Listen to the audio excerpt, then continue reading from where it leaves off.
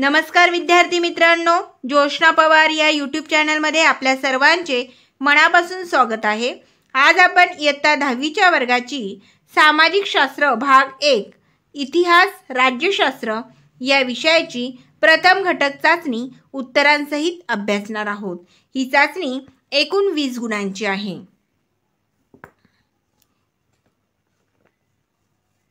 इतिहासाचा जो पेपर आहे तो 14 गुणांचा आहे आणि राज्यशास्त्राचा पेपर हा 6 गुणांचा आहे। अशी एकूण 20 गुणांची आपली चाचणी परीक्षा आहे। प्रश्न पहिला अ, दिलेल्या पर्यायांपैकी योग्य पर्याय निवडून विधाने पूर्ण करा। 3 गुणांसाठी आहे। पहिले पहा, आधुनिक इतिहास लेखनाचा जनक डॅश डॅश। 4 पर्याय दिलेले आहेत।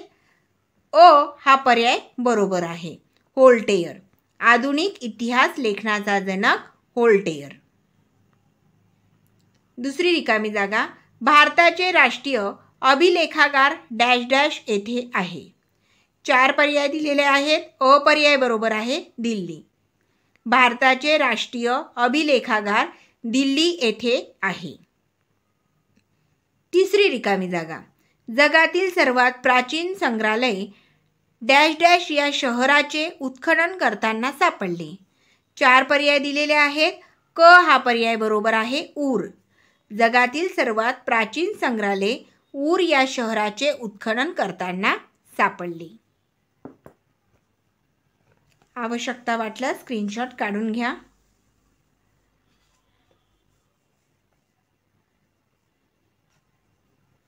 प्रश्न पहिल्यातलाच ब, गटातील चुकीची जोडी ओळखून पुन्हा लिहा। 2 गुणांसाठी चुकीची जोडी ओळखायची आहे आणि ती चुकीची जोडी दुरुस्त करून पुन्हा लिहायची आहे। या ठिकाणी बघा, कुटियट्टम केरळमधील संस्कृत नाट्य परंपरा बरोबर आहे। 3 बघा, रामलीला उत्तर भारतातील सादरीकरण बरोबर आहे, ही पण जोडी। कालबेलिया राजस्थानचे लोकसंगीत लोकनृत्य बरोबर आहे। जी दुसऱ्या क्रमांकाची जोडी आहे ती चुकीची आहे। या ठिकाणी लिहिलेले आहे रम्मन पश्चिम बंगालमधील नृत्य, ही चुकीची जोडी आहे।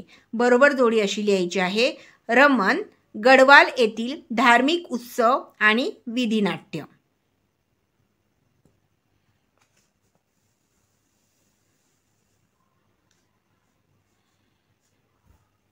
दुसरे पहा, George William Frederick Hegel reason in history बरोबर जोडी आहे। दुसरे, Leopold Ranke the theory and practice of history, ही देखील बरोबर जोडी आहे। तिसरी जोडी पाहू, हिरोडोटस द हिस्ट्रीज, ही देखील बरोबर जोडी आहे। चौथी जोडी पहा, Karl Marx discourse on the method, ही जोडी चुकीची आहे। त्याची बरोबर जोडी कशी येईल, कार्ल मार्क्स दास कॅपिटल।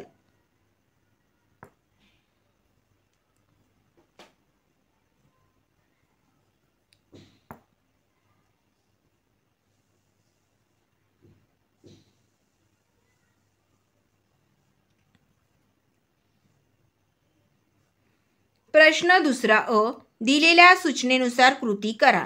कोणतेही एक, दोन दिलेल्या आहेत कृती, कोणतीही एक कृती आपल्याला पूर्ण करायची आहे। 2 गुणांसाठी पहिली कृती पहा, युरोपातील महत्त्वाचे विचारवंत। या ठिकाणी आपण पूर्ण केलेली आहेत रिकाम्या जागी। रेने देकार्त, मायकेल फुको, व्होल्टेयर आणि जॉर्ज विल्यम फ्रेडरिक हेगल। पुढची कृती दिली आहे, भारतातील जागतिक वारसा स्थळे, आग्र्याचा किल्ला, अजिंठा लेणी, ताजमहाल, कोणार्क सूर्य मंदिर।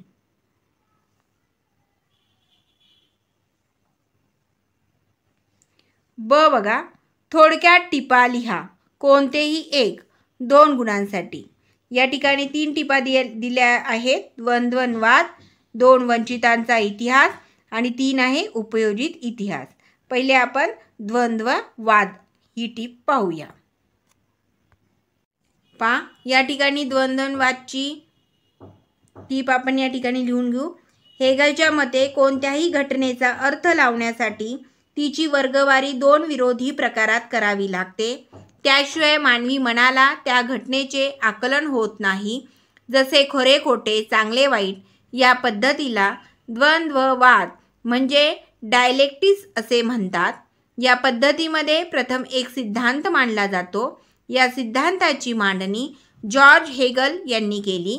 त्यानंतर त्या सिद्धांताला छेद देणारा प्रतिसिद्धांत मांडला जातो. या दोन्ही सिद्धांताच्या तर्काधिष्ठित उहापोहानंतर त्या दोहांचे सार ज्यात सामावले आहे अशा सिद्धांताची समन्वयात्मक मांडणी केली जाते. दुसरी टीप आहे वंचितांचा इतिहास. वंचितांचा इतिहास ज्या इतिहास लेखनाची सुरुवात समाजाच्या तळाशी असलेल्या सर्वसामान्य लोकांच्या स्तरापासून केली जाते अशा लोकांच्या इतिहासाला वंचितांचा इतिहास असे म्हटले जाते.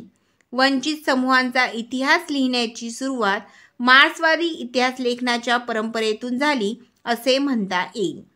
वंचित समूहांचा इतिहास लिहिण्यासाठी लोकपरंपरा हे एक महत्त्वाचे साधन मानले गेले आहे.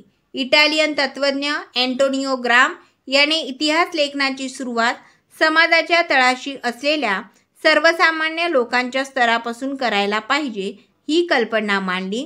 तसेच भारतामध्ये वंचितांच्या इतिहासाचा विचार महात्मा ज्योतिराव फुले आणि डॉक्टर बाबासाहेब आंबेडकर यांच्या लेखनातून दिसतो.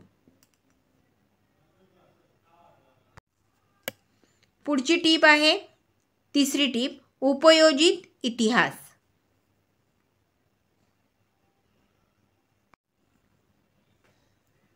उपयोजित इतिहास अनेक विषयात झालेल्या बदलांमुळे इतिहासाच्या स्वरूपामध्ये बदल करून सुधारित इतिहास विषय इतर विषयात लागू करून त्या विषयाची व्याप्ती वाढवणे, नवीन निष्कर्ष काढणे आणि त्यासाठी लागू करण्यात आलेल्या इतिहासाच्या उद्दिष्टांना आणि आशय घटकांना उपयोजित इतिहास असे म्हणतात. 2.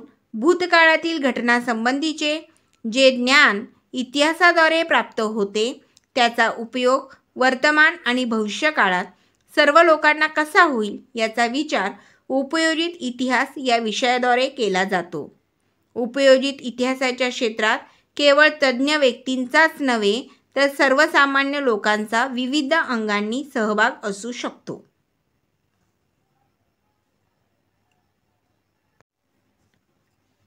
प्रश्न तिसरा.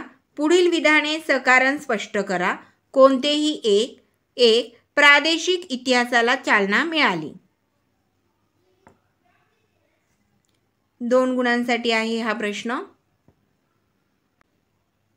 उत्तर पहा. कारण भारतीयांनी ब्रिटिशांविरुद्ध दिलेल्या स्वातंत्र्य लढ्याला प्रेरणा देण्यासाठी राष्ट्रवादी इतिहास लेखनाचा उपयोग झाला. याच राष्ट्रवादी इतिहास लेखनाच्या प्रभावामुळे प्रादेशिक इतिहास लिहिण्यालाही चालना मिळाली. राष्ट्रवादी इतिहास लेखनामुळे दक्षिण भारताच्या भौगोलिक वैशिष्ट्यांकडे आणि इतिहासाकडे इतिहासकारांचे स्वतंत्रपणे लक्ष वेधले गेले.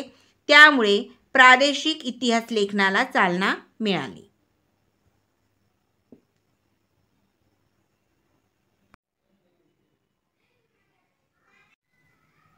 दुसरा प्रश्न.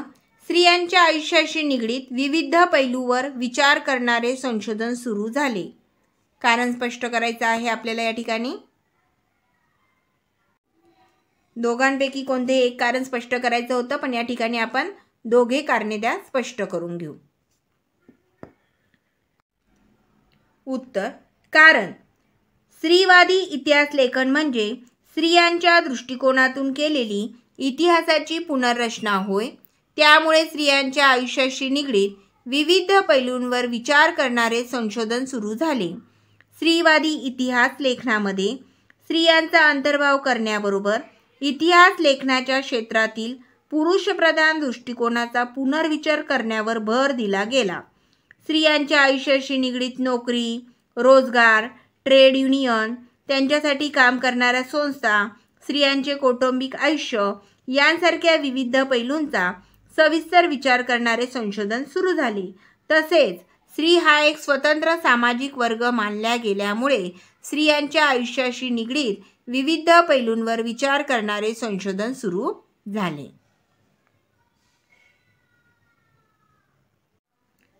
प्रश्न 4. पुढील प्रश्नांची सविस्तर उत्तरे लिहा. 3 गुणांसाठी आहे हा प्रश्न. 2 प्रश्न दिलेले आहेत. कोणताही एक प्रश्न तुम्हाला या ठिकाणी सोडवायचा आहे. पहा या ठिकाणी 3 गुण देण्यात आलेले आहे. पहिला प्रश्न पहा. 1. कार्ल मार्क्स यांचा वर्ग सिद्धांत स्पष्ट करा. उत्तर पहा.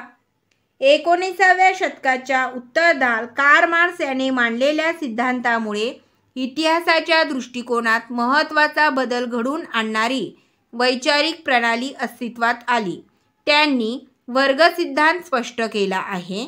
1. इतिहास अमूर्त कल्पनांचा नसून जिवंत माणसांचा असतो.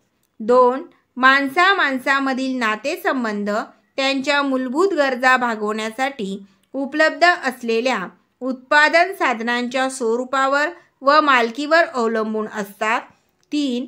समाजातील वेगवेगळ्या घटकांना ही साधने समप्रमाणात उपलब्ध होत नाहीत.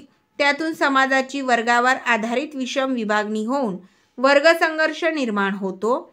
4. मानवी इतिहास अशा वर्गसंघर्षाचा इतिहास असून ज्या वर्गाच्या ताब्यात उत्पादन साधने असतात तो इतर वर्गाचे आर्थिक शोषण करतो, अशी मांडणी कार्ल मार्क्स यांनी केली.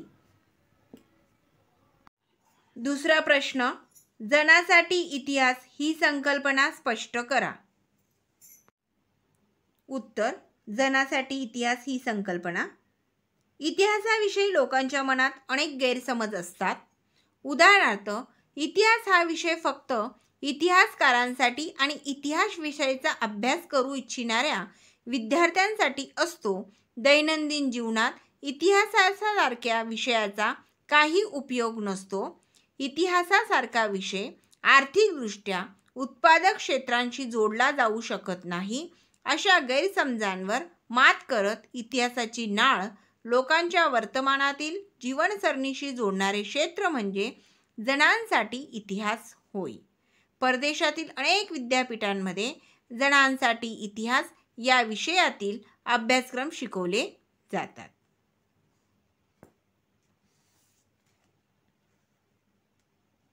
पुढे आता राज्यशास्त्राचा पेपर पहा.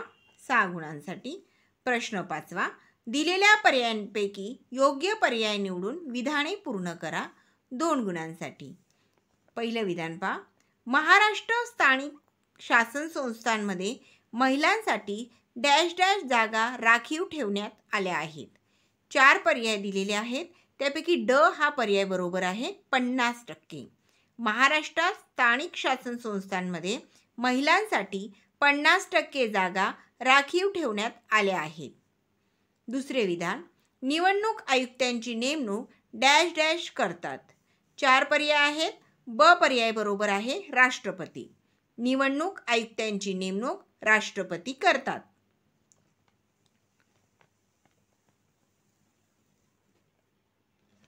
प्रश्न 6. पुढील संकल्पना चित्र पूर्ण करा. कोणतेही एक. 2 गुणांसाठी. एक दिलेला आहे निवडणूक आयोगाची कार्य. मतदार याद्या तयार करणे. दुसरे कार्य आहे राजकीय पक्षांना मान्यता देणे. तिसरे निवडणुकीसंबंधी वाद सोडवणे. चौथे कार्य आहे उमेदवारांच्या अर्जाची छाननी करणे. त्याचप्रमाणे माहितीचा अधिकार हे देखील संकल्पना चित्र या ठिकाणी देण्यात आलेलं आहे. दोघांपैकी एक पूर्ण करायचे होते. प्रश्न 7. थोडक्यात उत्तरे लिहा. कोणतेही एक. 2 गुणांसाठी. पहिला प्रश्न पहा. टिपा लिहा. राखीव जागा विषयक धोरण.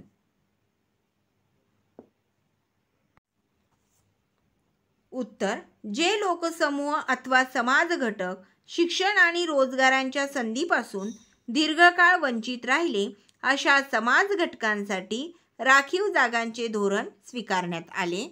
त्यानुसार अनुसूचित जाती व अनुसूचित जमातींसाठी शिक्षण व सरकारी नोकऱ्यांमध्ये काही जागा राखीव ठेवल्या जातात.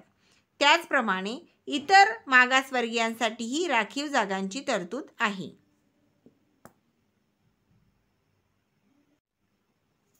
दुसरा प्रश्न, निवडणूक आचारसंहिता म्हणजे काय हे स्पष्ट करा. उत्तर, भारतातील निवडणुका जास्तीत जास्त खुल्या व न्याय्य वातावरणात होण्यासाठी निवडणूक आयोगाने स्वतंत्रपणे ज्या उपाययोजना राबवल्या आहेत त्या निवडणूक आचारसंहिता होय. गेल्या काही दशकांपासून निवडणूक आयोगाने आपले सर्व अधिकार वापरून निवडणुकीतील गैरप्रकारांना आळा घालण्याचा प्रयत्न केला आहे. हे निवडणुकांमध्ये आचारसंहितेच्या संदर्भातील कारवायांमुळे झाल्याचे दिसते. निवडणुकीपूर्वी काही काळ व निवडणुकीच्या दरम्यान सरकार, राजकीय पक्ष व मतदारांनी निवडणुकीसंबंधी कोणत्या नियमांचे पालन करावे ते ज्यात स्पष्ट केलेले असते त्याला निवडणूक आचारसंहिता म्हणतात. या आचारसंहितेतील नियमांना शासनालाही भंग करता येत नाही. गेल्या काही निवडणुकांमध्ये आचारसंहितेच्या संदर्भातील कारवायांमुळे सामान्य मतदार आश्वस्त झाल्याचे दिसते.